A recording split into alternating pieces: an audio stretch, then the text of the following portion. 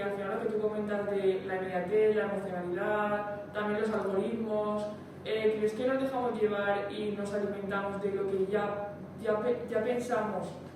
Como también que surge como un sentimiento de pertenencia para pensar lo mismo que piensan los demás, porque si no estás fuera. Claro. Sí, totalmente. Eso se exacerba. No es que se haya perdido, yo no sé si se ha perdido. Yo lo que creo es que hay que tenerlo. O sea, hay que educar en ello, fundamentalmente. Hay que ser consciente de la existencia de burbujas, la existencia de cómo funciona ese algoritmo, la existencia de algoritmos, la existencia de cuál es mi papel en la red, ser muy crítico y muy consciente con ello para poder utilizarlo en tu beneficio y también decidir, en la toma de decisiones sea también el decir, bueno, pues empleo esta red o me empleo aquí en este perfil o tal para este tipo de objetivos y ya está, y cambio o simplemente me desconecto de la red porque ya no necesito más. O sea, lo importante es saber cómo funcionan y saber que son canales y útiles para tus fines y eso, estar educada para ello. Eso es muy fácil de decir, pero es muy complicado, claro.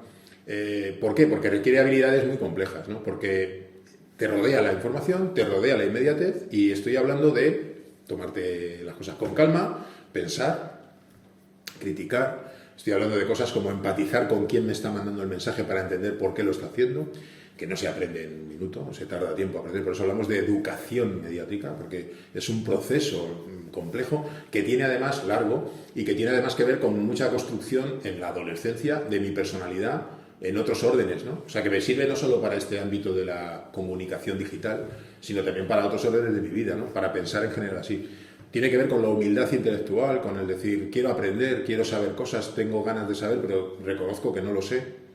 Y claro, si me voy metiendo en una burbuja en la que lo que me rodea es confirmación de lo que yo pienso, todo lo contrario de lo que estoy yo diciendo, ¿no?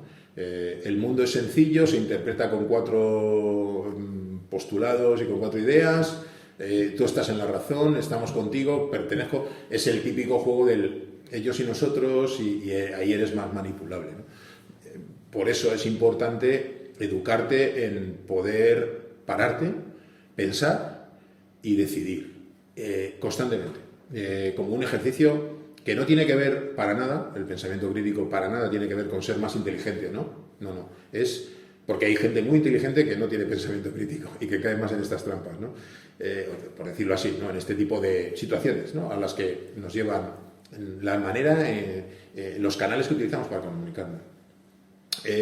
Y decía, ¿no? Ser más consciente de esto para ejerciendo este pensamiento crítico de manera permanente, ya no solo insisto, en tu ámbito de comunicación digital, sino en cualquier otro ámbito de tu vida. La FAD lo sabemos muy bien porque ese pensamiento crítico lo hemos utilizado muchas veces hace años y lo seguimos haciendo en otro tipo de situaciones de riesgo alrededor de tu vida, ¿no? Que tienen que ver con pues conductas de consumo de drogas o conductas de riesgo relacionadas con conductas sexuales, etcétera, donde lo que vemos, o con conducción, o mezclas de consumo de drogas y conducción, etcétera, ¿no? Prevención de ese tipo de situaciones tienen mucho que ver con ejercer un pensamiento crítico alrededor de ellas, es decir, qué estoy haciendo, para qué lo estoy haciendo y ser consciente de lo que conlleva, qué espero y a qué me estoy exponiendo, ¿no? Bueno, pues en el ámbito de la comunicación sería un poco lo mismo, es saber dónde estoy, para qué quiero yo utilizar esta red,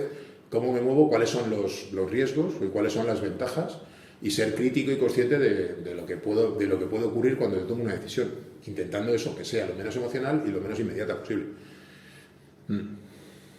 No sé si os gusta la respuesta. Sí, ¿vale? bueno, tenemos una última para terminar, que es ya? ¿Sí? que hacemos a todo el mundo, a lo que entrevistamos, y es... Es que me estoy dando la sensación de que estoy como muy general. No, está bien. Sí. Vale, bueno. Es una que hacemos a todo el mundo y es un poco más reflexión ya. Joder, pues está ahí, vamos, me voy a poner aquí a disertar.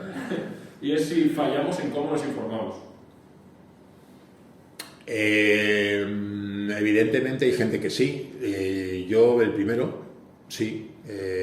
Todos los días me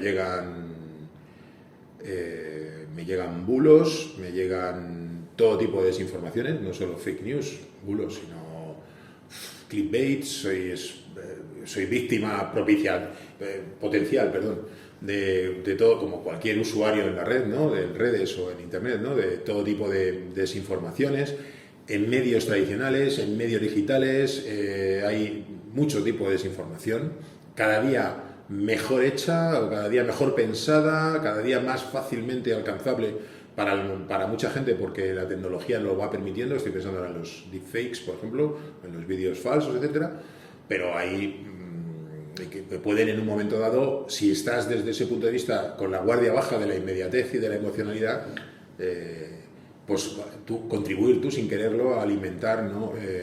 Bueno, pues esa desinformación generalizada. La pregunta era si fallamos en cómo. Evidentemente sí. Hay gente que vamos a fallar siempre. No se trataría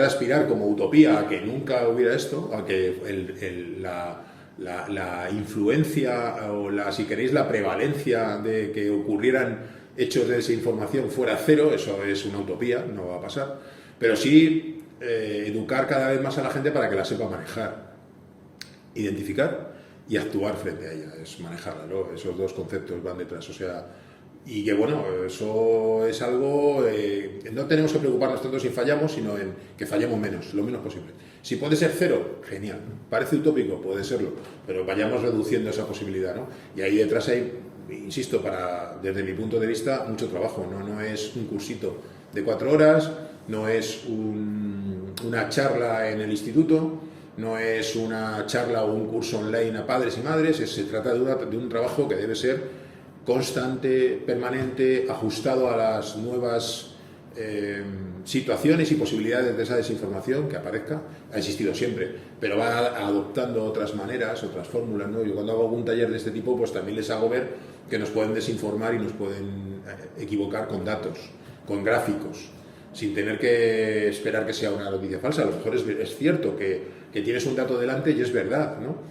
El dato es cierto, pero según como yo te lo exhiba, o según como yo te ponga el gráfico, o según como yo te lo muestre, te puedo indicar o te puedo llevar hacia un lado o hacia otro. Tienes que tener, el pensamiento crítico tiene que ser algo permanentemente encendido en tu cabeza. No es ser más listo o más inteligente o más lista o no tiene que ver con la inteligencia como capacidad, tiene que ver con una forma de pensar y de estar en el mundo, para todo lo que te rodea, tanto si es informativo como si no. El distanciarte, el tomar decisiones y decir, espera, yo quiero pensar, ¿no? Quiero darle una vuelta a este tema porque no lo acabo de ver claro. Y teniendo claro quién eres, tus valores y sobre todo dos cosas fundamentales, ¿no? Que insisto en ellas, que son la empatía, el entender por qué, o de dónde puede venir esto y por qué puede venir esta información y luego algo muy importante, que es ¿para qué me sirve a mí? ¿Qué quiero hacer yo con ella? Y eso tiene que ver con quién eres, tiene que ver con conocerte, con saber qué quieres, quién eres y qué quieres ser, ¿no? Fundamental. Fijaros de qué temas estamos hablando. O sea, que la alfabetización mediática podríamos extenderla a la educación en el ámbito del desarrollo personal completo de un adolescente o un joven o una joven, en muchísimos ámbitos, porque digamos que tiene frontera o relación con muchos otros ámbitos del conocimiento, del desarrollo personal humano, ¿no? Muy importante, es absolutamente central. La pregunta quizá yo no la reformularía, ¿no? No diría fallamos, sino ¿qué estamos haciendo para intentar fallar lo menos posible? Pues somos volubles, somos humanos, estamos dentro de un paradigma, o al menos yo, de la teoría del caos, todo es probable. Más o menos probable, hagámoslo menos probable. Luchemos, trabajemos, dediquemos recursos, dediquemos esfuerzos para que la afectación negativa, la presencia de desinformaciones y la afectación negativa de esa desinformación sobre el usuario o la usuaria de Internet o de las redes sea lo menor posible, sea lo menos probable posible.